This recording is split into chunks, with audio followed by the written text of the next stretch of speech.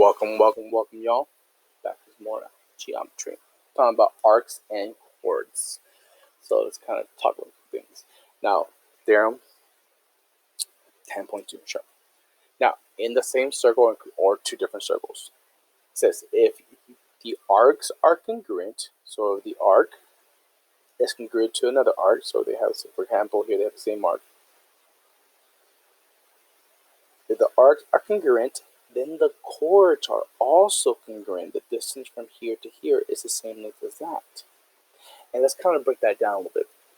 That's saying that in a circle, when I make a chord, like I said, a chord forces an arc to happen. It gives it breaks, endpoints. Well, if this is the same length, regardless of how I draw it, that also forces the arc to be the same amount.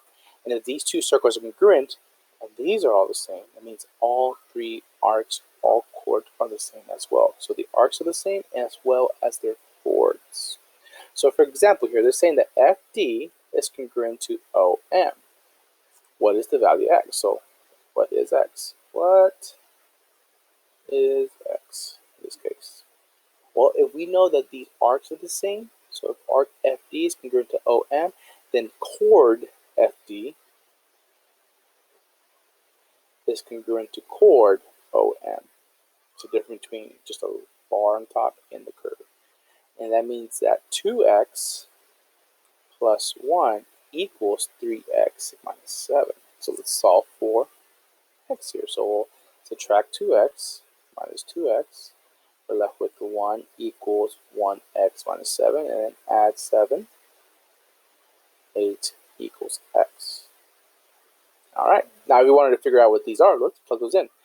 2 times 8 times 8 plus 1, 2 times 8, 16, plus 1, 17.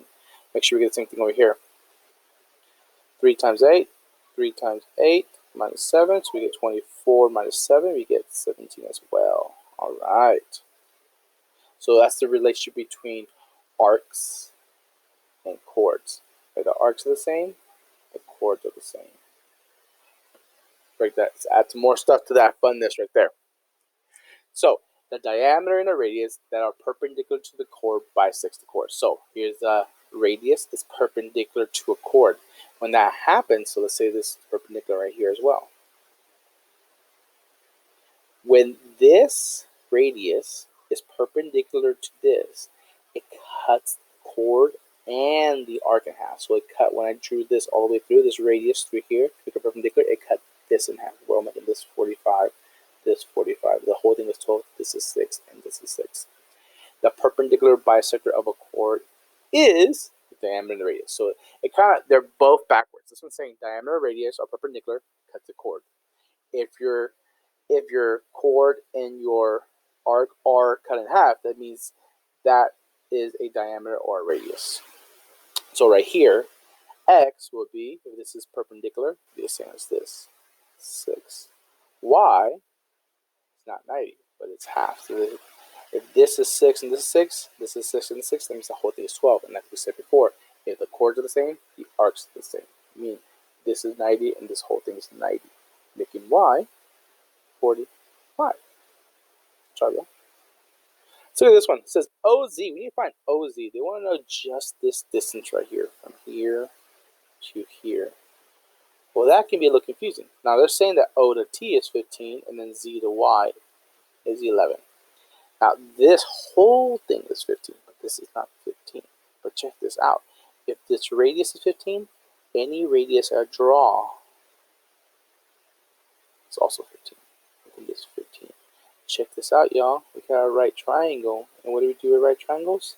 That's right, Pythagorean theorem. So we're going to solve this. We'll say, hey,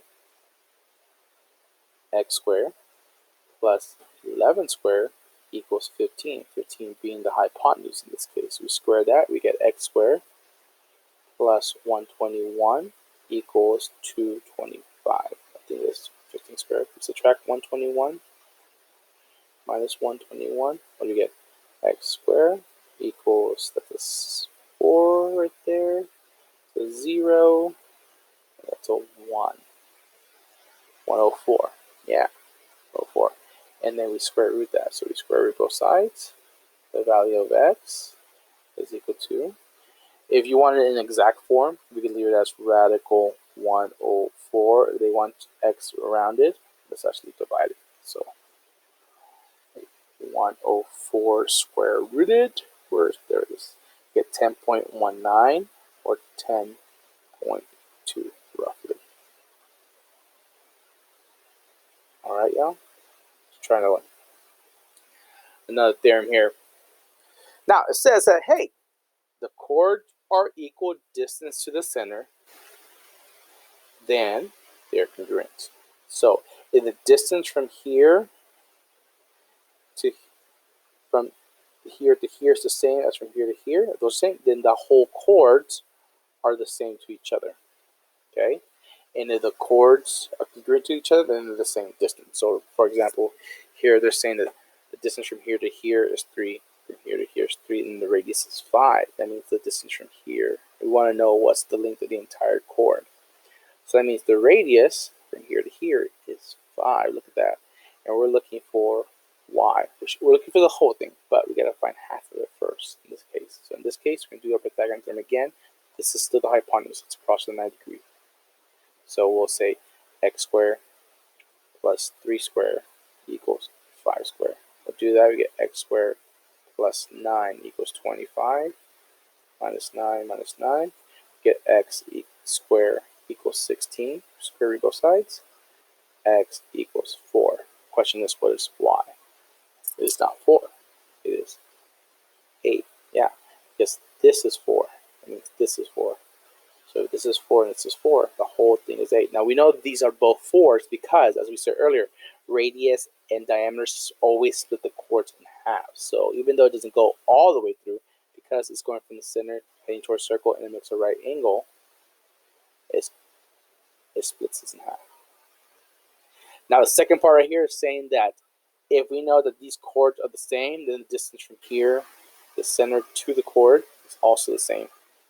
So then to solve for x here, we can say 4x minus 3 equals 2x plus 3. So we do plus 3, then minus 2x, minus 2x. When we do that, we get 2x equals 6 divided by 2, x equals 3. Hopefully that helps y'all. If you have any questions, let me know. This is a shorter one. I'll just give you pretty much one example of each thing on here. One example, kind of each theorem. One example there, one example there, and then right here. This is the example for that, and this is the example for that. All right, y'all. Bye.